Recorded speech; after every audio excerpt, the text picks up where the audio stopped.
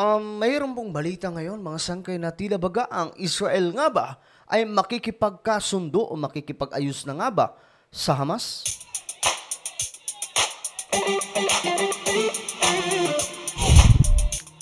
Okay, magandang oras po sa lahat ng mga manonood, sa lahat po ng mga solid sangkay, especially, no? Bago tayo mag-umpisa mga sangkay, paki-subscribe po muna yung ating YouTube channel. Sa ibaba ng video na to, check na nalalamang po mga sangkay. Mayroon po diyang subscribe button, pindutin nyo lamang po yan, tapos i-click nyo yung bell. At i-click nyo po yung all. Ulitin ko, click the subscribe down below, click the bell, and click all. At kung kayo ay nanonood sa Facebook, huwag nyo pong kalilimutan na i-follow ang ating Facebook page. So, ito na nga mga sangkay, mayroon pong balita, no? Ito po ay patungkol sa Israel na naman. International update po tayo. Tila baga, mga sangkay, ano ba to? Papayag na daw po na magkaroon ng ceasefire. Ibig sabihin, tigil putukan mga sangkay sa Hamas. Ayon po sa balita, ang Prime Minister ng Israel papayag daw sa ceasefire laban po sa Hamas kung papakawalan di umano ang mga bihag neto. Lahat po ng hawak ng Hamas kailangan pakawalan. Napakarami rin po kasing hawak nitong Hamas, no? So ito po yung balita, panoorin po natin. Isinantabi ni Israeli Prime Minister Benjamin Netanyahu ang anumang tigil putukan sa Hamas sa Gaza, liban na kung pakakawalan ang lahat ng Israeli hostages. So yan pa ang kondisyon. Pero nagtaka lang ako mga sangkay, ano ba to? Part ng strategy ng Israel na kunwari kumbaga may estratehiya ba sila na para lang mapakawalan ang mga hawak ng Hamas, kailangan ito yung kondisyon namin. Pero may other option pala na pwede nilang gawin. Malalaman din naman natin yan. Ang Israel kasi, itong mga Hudyo, magagaling po yan mag-isip. Kaya nga po natakot dyan si Hitler. Yun po yung rason kung bakit itong si Hitler nung panahon ng 1930s to 1940s, muntik po niya yung ubusin yung mga Hudyo dahil nga po sa takot niya na maungusan. Kasi at that time, ang tingin ni Hitler sa sarili nila, itong mga Nazi, ay sila po ay mga superior. Yung Germany, mga sangkay, sila po ay superior sa lahat ng nilalang. Ganun po yung utak ni Hitler noon. Kaya naman mga sangkay, ang threat sa kanila ay itong mga Hudyo na nasa Europe. Kaya nilipol niya po yan mga sangkay, pinahunting karamihan sa mga Hudyo. Nagtalaga po siya ng mga general na siyang gagawa sa kanyang utos at halos ubusin po. 6 million ang napatumba ni Hitler na mga Hudyo. So, eto mga sangkay, malamang uutakan po nila dito yung Hamas. Ginawa ito ang pahayag kasunod ng pakikipag-usap kay U.S. Secretary of State Antony Blinken na umapila ng humanitarian forces sa bakbakan upang matulungang maprotektahan ang mga sibilyan. Kasi mga sibilyan po talaga yung naiipit dyan. No, both side. Ang pinagkaiba lang mga sangkay, kasi ang Israel, tinakpan po nila yung kanilang mga civilian.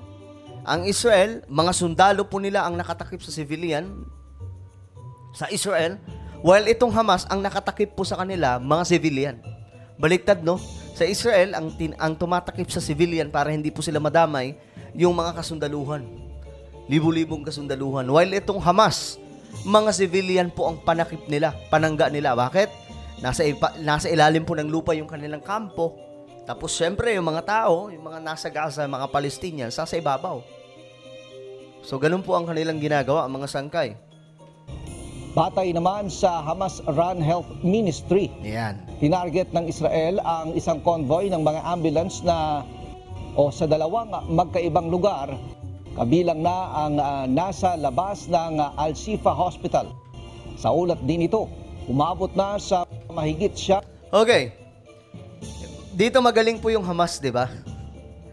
Ang kampo po ng Hamas nasa ilalim po ng mga hospitals, nasa ilalim po ng mga apartment, mga kabahayan, mga businesses. So, every time po na aatake ang Israel at makikita po sa kanilang, ano ba tawag dyan? Madidetect po ng kanilang mga high-tech na gamit. Ang kampo ng Hamas, pinapaulanan po ng rocket. Ang problema, gaya ng sinabi ko, ang panakip ng panangga ng Hamas na sa ibabaw yung mga tao. So, madadamay, matatamaan kasi hindi pa naman talaga sila umaalis. So, ang mangyayari mga sangkay, isisisi ng Hamas sa Israel. Pero ang totoong nangyari, ginawa po nilang panalag o panangga itong mga Palestinians. Grabe mag-isip itong... 1,000,000 ang bilang ng mga taong nasawi sa Gaza Strip mula nang ilunsad ng Israel ang pambobomba nito sa Gaza Strip. Samantala, ayon sa Army ng Israel, nasa very, very high alert ito sa border nito sa Lebanon dahil nagsalita na ang leader ng Islamist group Hezbollah kaugnay ng giyera sa rehiyon. Okay. Pansinin yung mga sangkay, yung mga border, tinakpan kaagad ng Israel. Bakit? Ayaw po nilang madamay yung kanilang mga tao. While itong Hamas, hindi. Huwag kayong umalis dito. Dito lang kayo. Matira matibay. Dito pa lang mga sangkay, makikita po natin kung sino nga ba talaga yung totoong concern sa kanilang mga komunidad. Hamas wala pong pakialam sa Palestinians. Ang mga Israeli may pakialam po. Hindi lang sa mga Hudyo, kundi maging sa Palestine. Bakit pinapaalis po nila doon yung mga tao para hindi madamay? Pero anong ginagawa ng Hamas? Hindi sila pinapayagan na makaalis. Pero may mga nakakatakas naman na mga sangkay.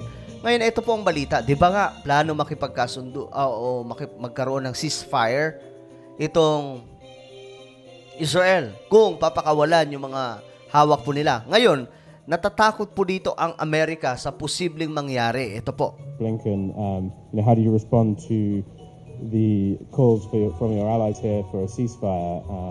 And are you hearing, are you finding receptive ears for your calls to talk about Gaza after Hamas? Thanks. Simon, thanks very much for the question. Yan po si Blinken, mga sangkay, ang Secretary of State ng United States of America. Hindi po basta-basta ang taong yan.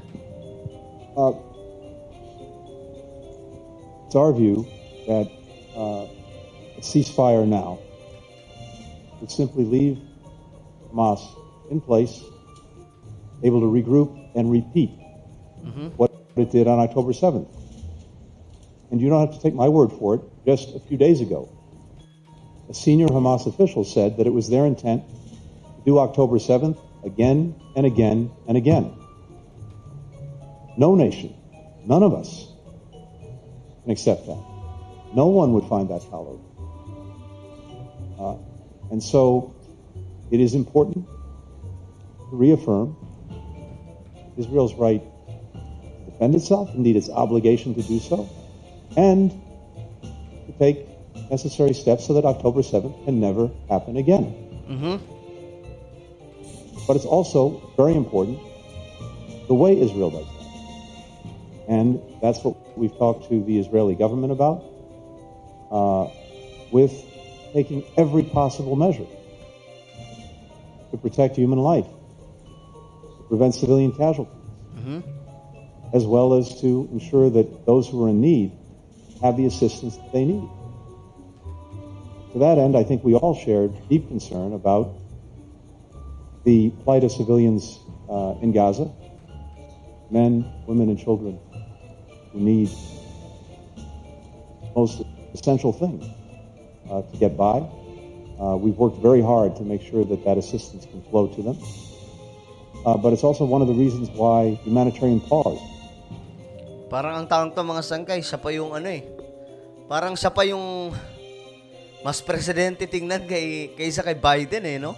Would be so important to make sure that we can maximize the assistance getting to the Palestinians, that we can make sure that people can move about safely, that they can get to places where they're safe, and that, again, we can make sure that not only is aid flowing in, but those who are responsible for distributing it get in, the right structures can be built to make sure that people can benefit from it. So we're focused on this, and we'll continue the work that we're doing together with our partners to make sure that that assistance can get there. Okay, mga sangkay. So, baga okay naman ang ceasefire. Kaya nga lang, ang ikinakatakot po dito ni Blinken, no? Baka ito daw po ang magmitsa na itong Hamas, mag-regroup, mabuo muli, ma-regroup muli, at ulitin po ang pag-atake. So, yun po yung fear ni Blinken. Actually, naisip ko rin yan mga sangkay, what if magkaroon po ng ceasefire? Tapos bigla pa lang, yung pala may mas malala na palang plano. Itong Hamas, no? Pero kayo, tatanungin ko mga sangkay, tingin nyo ba, kung sakali, ito ba ang solusyon? Ano sa tingin nyo ang maganda? Ubusin na ang Hamas? O magkaroon ng ceasefire na tinatawag para lamang po mapalaya ang mga hawak nila? Well, ano po ang inyong opinion? Just comment down below. Now guys, I invite you to please subscribe my YouTube channel, Sangkay Revelation. Hanapin nyo po ito sa YouTube.